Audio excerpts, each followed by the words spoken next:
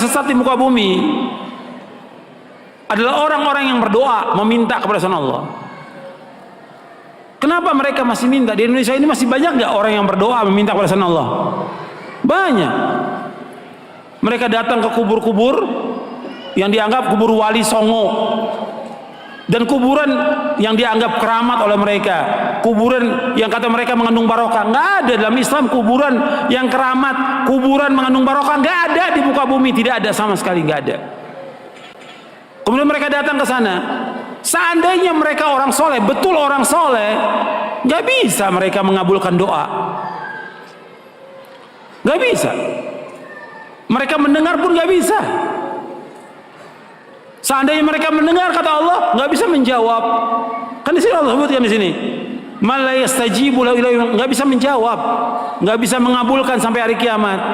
Makanya kebodohan yang paling bodoh dan kesesatan yang paling sesat orang-orang yang datang berbondong-bondong ke kubur para wali untuk minta di sana. Bolehkah kita ziarah ke makam para wali untuk mendapatkan barokah?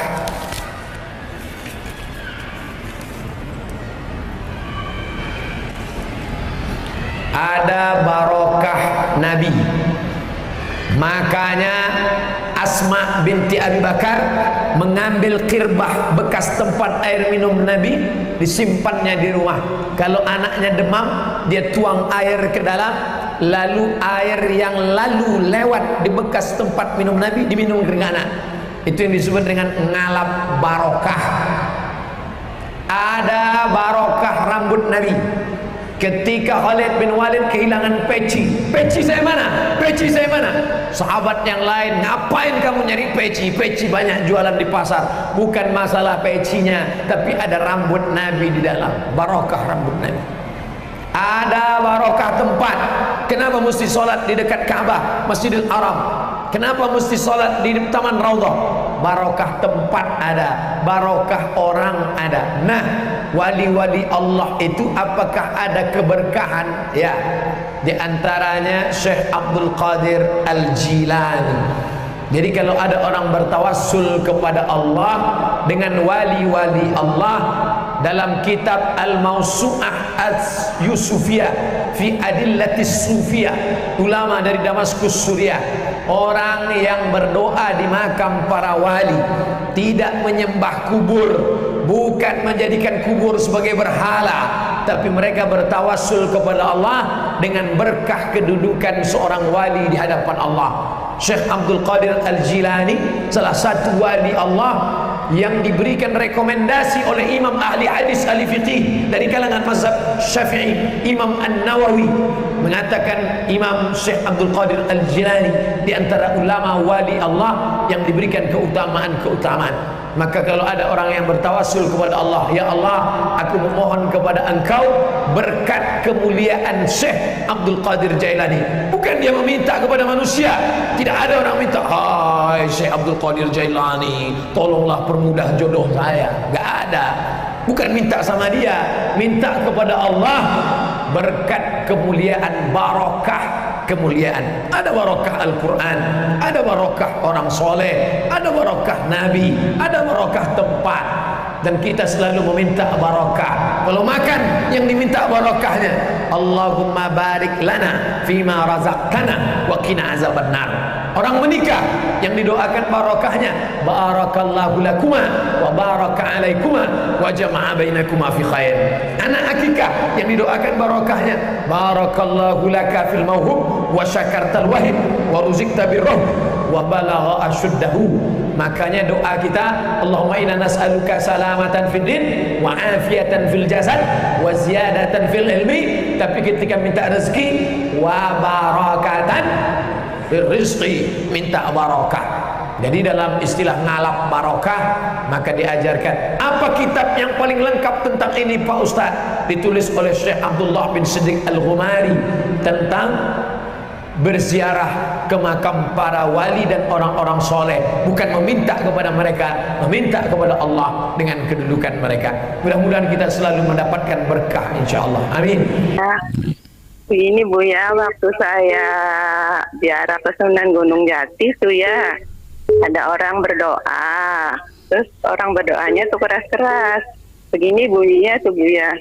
Ya Sunan Gunung Jati, panjenengan kan sudah dekat dengan Allah. Maka sampaikanlah hajat-hajatku. Semoga Allah mengabulkan hajat-hajatku. Nah kalau berdoa seperti itu tuh diperkenankan nggak Buya? Terima kasih Buya atas bimbingannya. Assalamualaikum warahmatullahi wabarakatuh. Waalaikumsalam warahmatullahi wabarakatuh. Baik, kepada Ibu ya, terima kasih. Selanjutnya langsung dijawab ya. Baik, ada namanya tawassul, ada namanya istighatsah. Kalau tawassul, doa tawassul itu begini. Ya Allah, dengan kebesaran kekasihmu Nabi Muhammad, kabulkan hajatku. Ya Allah, dengan kemuliaan wali ini kabulkan hajatku. Ini adalah doa dengan tawassul. Doa di dalamnya ada tawassul, yaitu memintanya kepada Allah tetap. Tapi yang dibawa adalah hamba-hamba mulia Allah Subhanahu wa taala. Ini adalah tawassul, dan ini adalah tidak ada masalah dalam hal ini. Kalau ada yang orang bermasalahkan, dia tidak bisa membedakan antara doa dengan tawassul bidu'a. Kalau doa bitawassul dengan tawassul bidu'a ada perbedaan. Ini sudah kita pernah bahas. Jadi kalau tawassul dengan doa, ini Anda datang kepada seorang kiai, seorang habib, lalu Anda minta, "Bib, kiai, tolong doakan saya."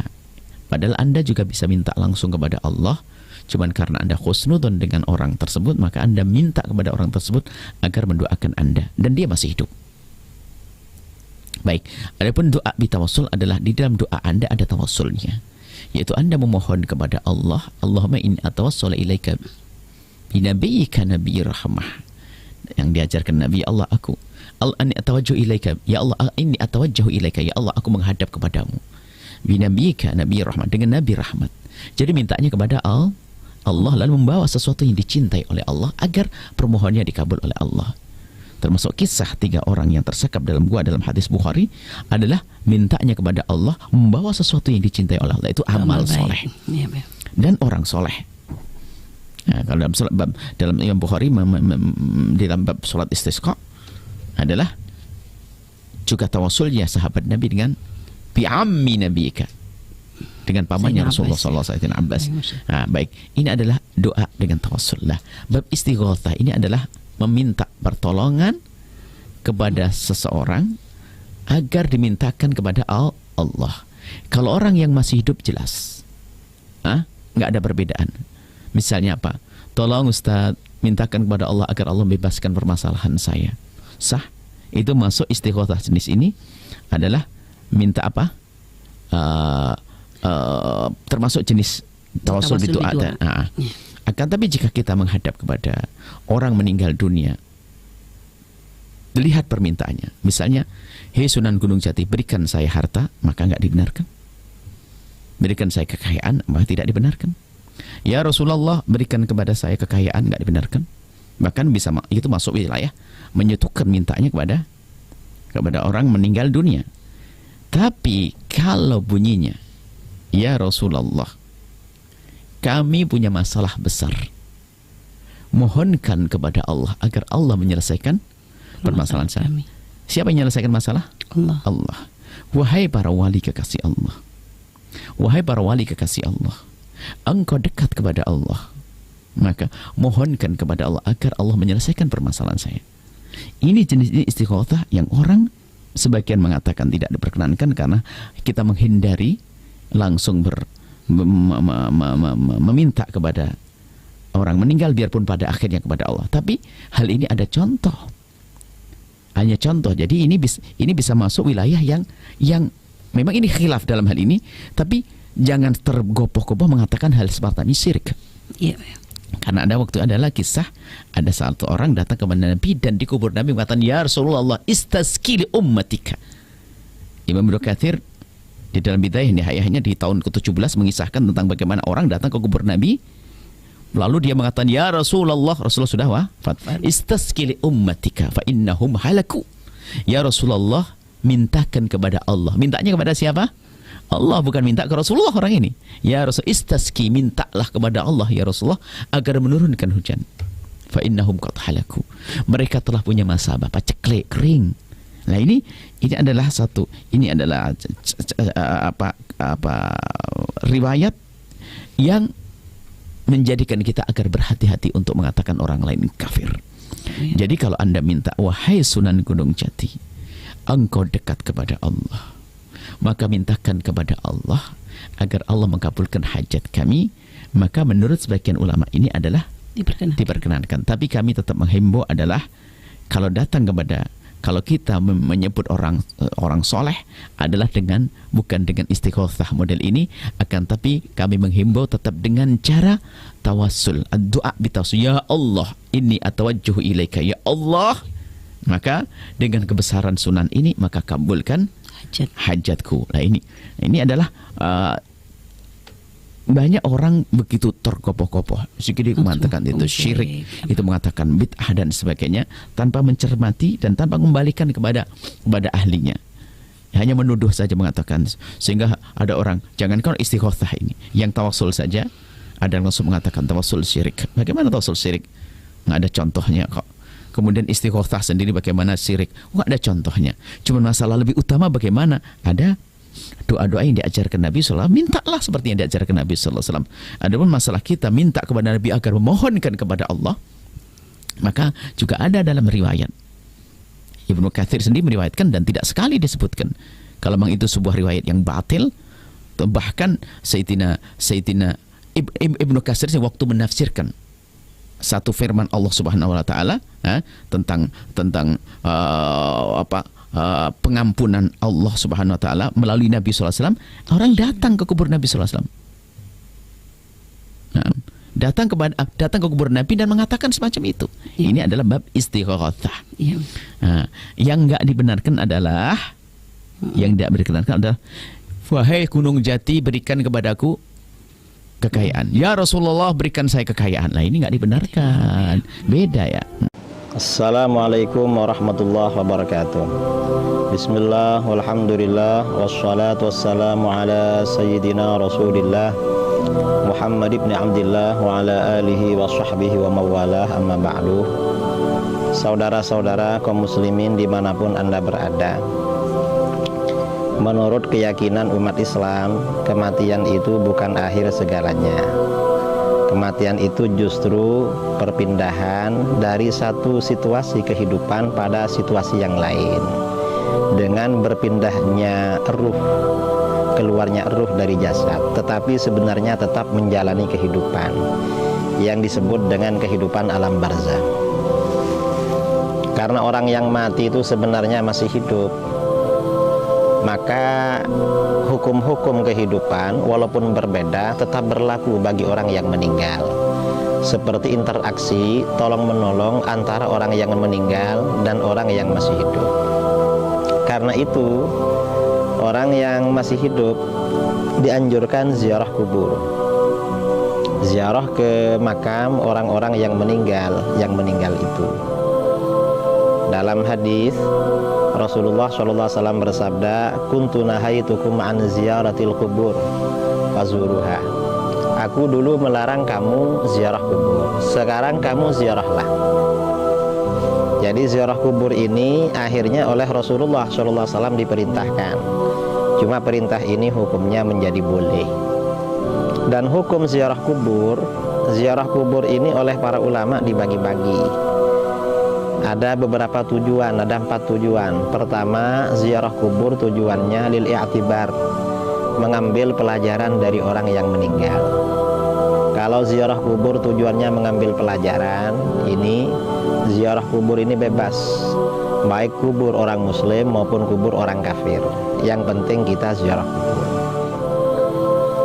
Yang kedua, ziarah kubur itu tujuannya lid du'a wal istighfar, untuk mendoakan dan memohonkan ampunan bagi orang yang meninggal. Kalau ziarah kubur tujuannya ini, maka hanya berlaku bagi kuburan seorang muslim. Kemudian yang ketiga, ziarah kubur tujuannya litabarruk, mencari keberkahan. Kalau ziarah kubur ini tujuannya litabarruk, mencari keberkahan, maka ini kuburan orang muslim yang soleh, seperti para nabi, para wali, dan orang-orang soleh. itu tabarruk, tujuan tabarruk. Ini dasarnya di dalam Al-Quran.